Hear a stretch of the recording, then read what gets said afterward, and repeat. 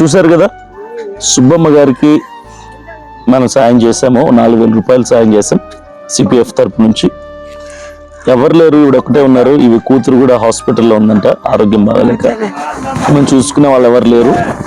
చాలా పేదరికం, దీనస్థితిలో ఉన్నారు. ఇల్లు చాలా ఇబ్బందికర పరిస్థితిలో ఉన్నారు. అయితే ఏదో మనకు తోచిన సహాయం మాత్రమే చేశాం. ఎక్కువ చేయాలని ఉంది, కానీ కొంతవరకు మాత్రమే. ప్రతి ఒక్కరికి 4,000 మనము ఈ నెలలో, ఈ నవంబర్లో సహాయం చేయడం జరుగుతుంది. సో ఈ మన జ్ఞాపకం చేసుకోండి. సో ఈ గుడిసె కూడా, దీనికి కూడా వర్షం వచ్చినప్పుడు బాగా లీక్ అయిపోతుందంట, కారుతుందంట. సో ఇప్పుడు మనం ఇచ్చిన డబ్బులతోనే దాని పట్టు కూడా వేయించుకుంటామని చెప్పినారు. సో ఏదో మనకు తోచిన సహాయం చేసాం. సో ఇది సిపిఎఫ్ మెంబర్స్ సహకారంతోనే సాధ్యమవుతుంది. ఈ వీడియో చూస్తున్న ప్రతి ఒక్కరూ వీడియోని లైక్ చేయండి, షేర్ చేయండి.